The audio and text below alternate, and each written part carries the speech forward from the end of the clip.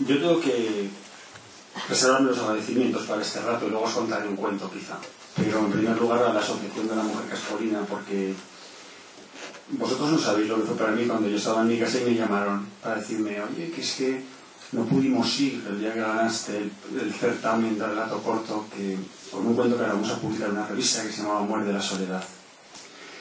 Y yo, claro, me decía a mí mismo permanentemente, pero ¿y a mí por qué me tienen tanto cariño por nada? Pues que a mí no me tienen que llamar, si no habéis venido, pues no habéis venido, pues no habéis podido, pues no habéis querido, pues no pasa nada. No, pero es que nos hubiera gustado mucho estar. Y entonces a mí me tienen tanto cariño las mujeres de la Asociación Caspolina del Caspe, que no soy más que no soy más que feliz cada vez que lo pienso, ¿no? Luego tengo que agradecerle pues a la editorial Sabara que a mí me han hecho feliz, me hacen feliz con mis libros digitales que se pueden leer a cualquier hora del día, desde cualquier parte del mundo, a nada que se tenga un ordenador, aunque sea pequeño. Eso me ha hecho muy feliz, poder contar historias y luego que haya quien si quiere las puede leer, ¿no? Y eso pues no os lo agradeceré nunca suficiente. Luego tengo que agradecerle a Esther. Esther no se acuerda porque dice que no tiene memoria, pero en julio del año 77, es decir, hace 36 o 37 años, ella se marchó de campamentos. ¿De campamentos? No te acuerdas del campamento. Y ella me escribió. Se marchó como la segunda quincena de julio, volvió para las fiestas y todo eso, pero ella estaba de campamentos. Yo creo que es la carta más bonita que yo había recibido hasta entonces, me la escribió Esther. Sí, por su manera de contar lo que pasaba, por su manera de cómo se organizaban. Sí, para mí. Y entonces Esther está muy vinculada a esa forma de entender la escritura, esa forma de contar. Yo siempre me acuerdo de aquella carta que yo recibí, porque además no nos conocíamos hace mucho. Ella era una mujer de 12 años, yo era un hombre de 13, maduro. Y en esa edad, si algo nos pasa a los chicos, es que las chicas que sí no son como transparentes. Yo no había visto nunca a Esther, nunca la había visto en ninguna parte. ¿Por qué? Pues porque tenía otras obligaciones. Yo tenía que ir en la bici, tenía que jugar al fútbol, tenía que ir a Santa Quiteria, tenía que ir a coger algún melón si me dejaban, allá abajo en la porteta. Tenía muchas cosas que hacer, pero las chicas no entraban en nuestro universo. Yo la conocí ese verano. Y luego me escribió una carta desde en el año 77, en julio del 77, desde un campamento. Luego nos hemos ido encontrando por cosas. Yo admiro mucho su trabajo, su dedicación a los chicos del instituto, cómo entiende la literatura. Y enseguida supe que cuando yo di por terminada esta historia se la tenía que mandar a ella sin manual de instrucciones, solo para que ella me dijese lo que le parecía, lo que había sentido, si ella creía que merecía la pena contar esta historia. Y me mandó una carta diciendo que había que publicar la novela, que le había gustado desde el principio. Entonces yo tengo que agradecerle mucho que esté como cerrando un círculo en una tarde que es muy especial para mí, ¿no? Estar aquí el día de Santa Lucía y que Esther me acompañe. Pepe Melero, esta mañana mi frutera del Mercado Central me decía, pero ustedes parecen amantes. Digo, los vecinos de Pepe también lo piensan, porque lo voy a buscar al portal de su casa, lo dejo en el portal de su casa, hay un rato de portalillo allí comentando cosas, y a la gente murmura, ¿no? Yo quiero mucho a Pepe, y le agradezco mucho también que es un hombre muy ocupado con muchísimas cosas y que haya venido a pasar la tarde con nosotros, ¿no? Pepe me hace feliz permanentemente. Estoy en casa y miro un correo, ¿no? Recibo un correo en el móvil, lo leo y entonces me dicen, ya te ha escrito Pepe, ¿verdad? Porque le ven que me río, que nada, es que estamos todo el día igual. Yo le digo a veces, ¿tú te das cuenta, Pepe, que tenemos la edad que tenían nuestros padres? Que yo tengo ya 50 años. Los mismos que tenía mi suegro cuando lo conocí, y me pareció un pesado de hombre. Y me dice, pero nosotros no somos como ellos, nos reímos a todas horas. Y digo, no, somos exactamente igual que ellos. O sea, para nuestros hijos somos pues esos hombres mayores ya, ¿no? Entonces también, muchas gracias a Pepe. Y yo os quiero contar dos cosas, quizá nada más. Lo de las palabras. Yo sé que es difícil entender lo que Caspe fue en la vida, es en la vida de mis hermanos y mía.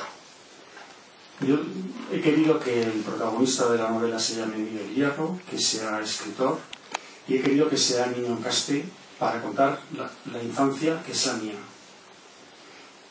Yo, pensando de por qué he hecho este ejercicio, también creo, lo he dicho esta mañana en la radio, que cuando estuvimos aquí hace 2 o 3 años, hablando de por escribir sus nombres y de Marta, estaba Alberto Serrano, y luego publicó en una de sus páginas web o de sus blogs: alguien haría bien en convencer a Víctor Juan de que todo eso que nos cuenta de su infancia caspolina pues lo pusiera por escrito, para que todos esa infancia de los 60, 70 pues se pudiera recuperar. Y yo creo que en parte, sin saberlo a lo mejor del todo entonces, esta recopilación de cosas de mi infancia nace un poco de esa invitación de Alberto. Yo quise que Miguel Hierro fuese niño en Caspe, y además quise que las personas se llamaban como se llaman, y que Vinos Bret fuera Vinos Bret, y que Olga fuera Olga, por ejemplo, y que Doña Julia fuera Doña Julia, y que la Escuela de la Balsa fuese la Escuela de la Balsa. Me gusta mucho escribir los nombres. Mi primera novela se titulaba así, por escribir sus nombres, porque yo, que vengo un poco del mundo de la historia de la educación, el historiador que yo soy, le costaba mucho fabular. Pero una vez que fabulaba, pues yo pensaba que tenía que hacer el homenaje a esas personas, y que los personajes se llamasen como se llaman las personas. ¿Qué fue Caspe para nosotros? Lo que dice Miguel Mena ahí: Caspe era el paraíso. Caspe era el paraíso. Y nosotros nos fuimos cuando yo tenía 6 años, pues mi hermano tenía 5 y el otro pues tenía 3 y medio, porque la vida era así. Veníamos cada 9 meses. Entonces la vida era así y nos llevamos nosotros, que somos 3, muy juntos, ¿no? Caspe era el paraíso. Y entonces yo creo que el sentimiento que un exiliado tiene, que un trasterrado tiene, es el que teníamos nosotros, que vivíamos permanentemente pensando en Caspe. Y cuando íbamos a venir, a ver cuándo caía el 1 de noviembre, que eran ferias, a ver si nos podíamos venir, a ver si cuándo caía la Navidad, y a ver qué pasaba aquí cuando no estábamos, porque eso es terrible. ¿Qué estarán haciendo ahora que no estoy yo, no? Nuestros amigos nos decían: no, esto es un rollo, ahora se acaba el verano, se acaban las fiestas, os vais, y la vida que es un rollo. Nosotros no nos lo creímos nunca. Yo no creí nunca esto, ¿no? Y entonces Caspe era el paraíso, y nuestra vida en Zaragoza pues era una suerte de exilio, y vivíamos pensando aquí. Mis amigos no recuerdan a veces no tienen el recuerdo al menos tan fresco y tan vivo como tengo yo, y la importancia que después del tiempo le he dado a esta época. Luego es bien cierto que soy zaragozano y zaragocista, y que me gusta la ciudad. A mí me gusta esta tranvía. Me gusta el tranvía, me gusta Zaragoza hasta cuando se ponen obras. Me gusta rabiosamente la ciudad. Pero mi patria, que son las palabras, pues está vinculada a Caspe. Y entonces, ¿de qué palabras hablamos? Pues exactamente de las mismas palabras que manejo hoy. Yo soy consciente de que las palabras con las que yo entiendo el mundo, las palabras con las que he sido padre, las palabras con las que me enamoré, las palabras que me permiten soñar, son las palabras que me enseñó mi madre aquí, mientras paseábamos por la calle Borrizo, íbamos a la calle Vieja a ver a mis abuelos, veníamos aquí hasta la Balsa, y con esas palabras yo he tenido sueños, yo he querido ser, yo soy amigo, soy ciudadano, etc. Entonces, todo lo que yo soy, a lo mejor ahora que voy a cumplir 50 años el próximo mes de junio, pues sé que se gestó en Caspe. ¿Y qué es lo que teníamos? ¿Por qué es tan importante las palabras, tal como yo las veo y las interpreto? ¿Y por qué tiene tanta presencia aquí? Que claro, el protagonista es un escritor. A lo mejor, si el protagonista tuviera otro oficio, me sería muy difícil hacerle reflexionar así. Por eso elegí a alguien que era muy cómodo para mí. Yo creo que ya os he contado alguna vez que cuando éramos críos, cuando éramos pequeños, en los años 60, años 70, pues no teníamos nada. Pero no nosotros, no yo, quiero decir. Ni nuestros vecinos, ni los amigos de mis padres, no teníamos nada. O teníamos muy pocas cosas.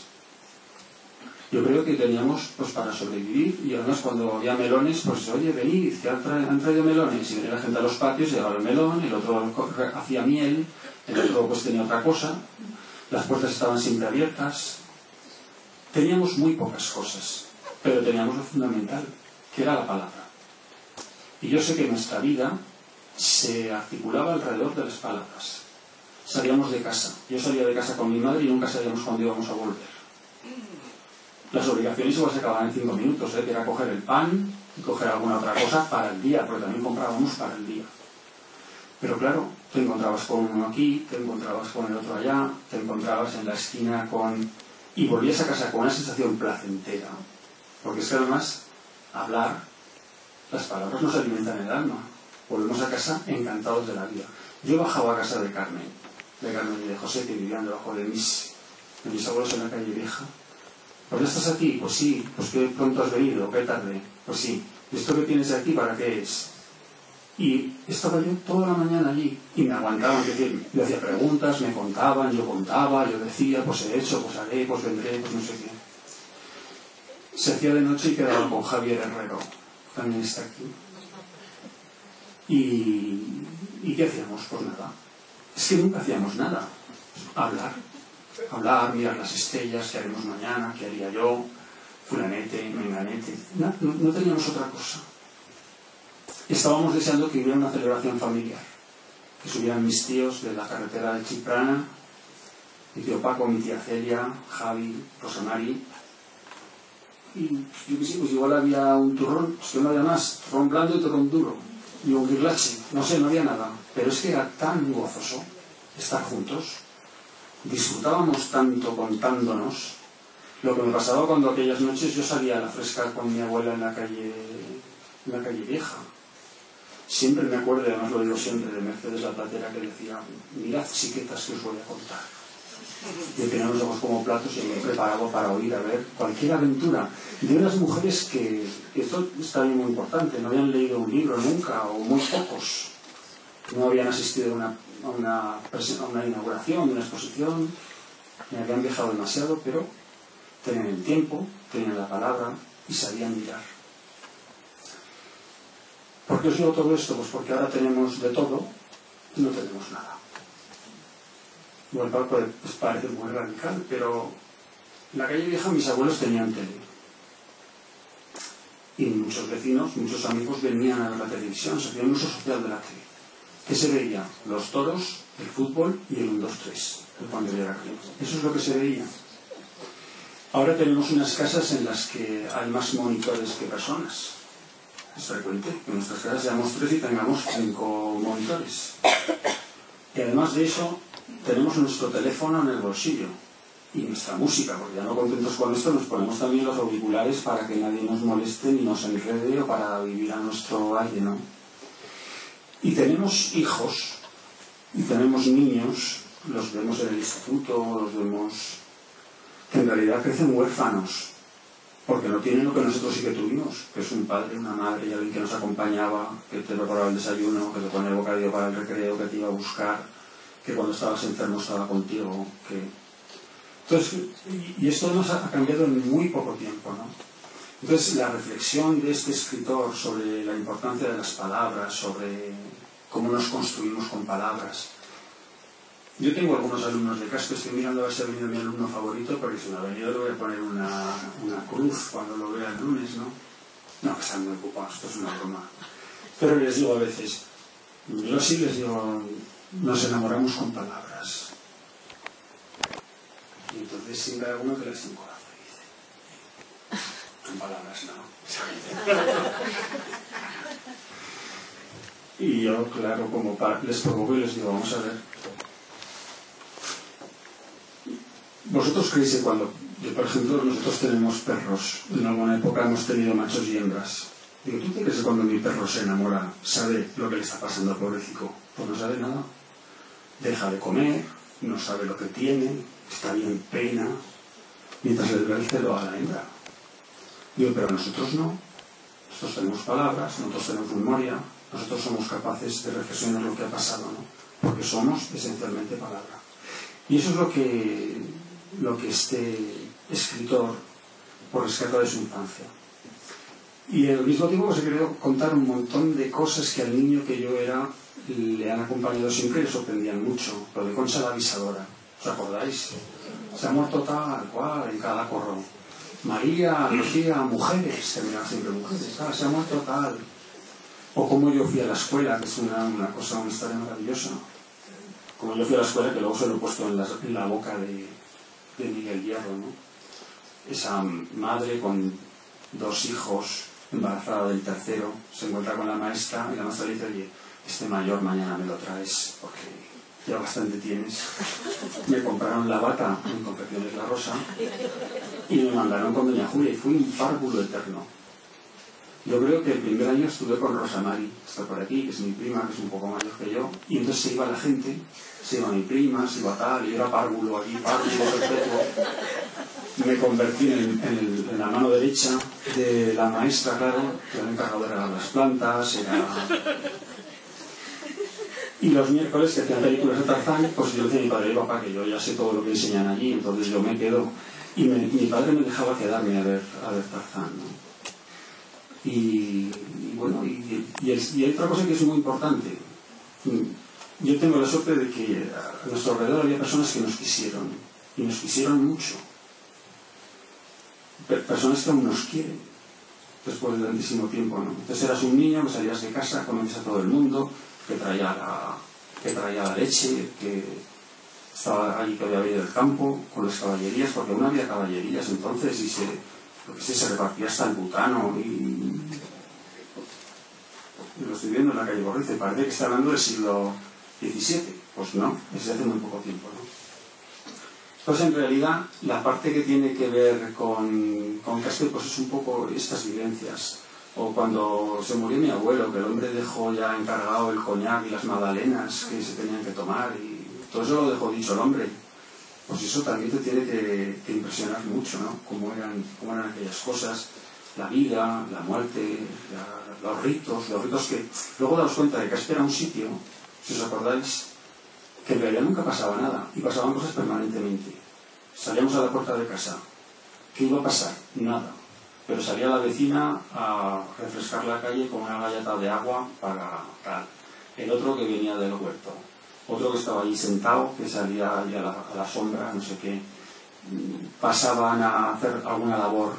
Entonces esta era la vida cotidiana, la vida que yo recuerdo permanentemente.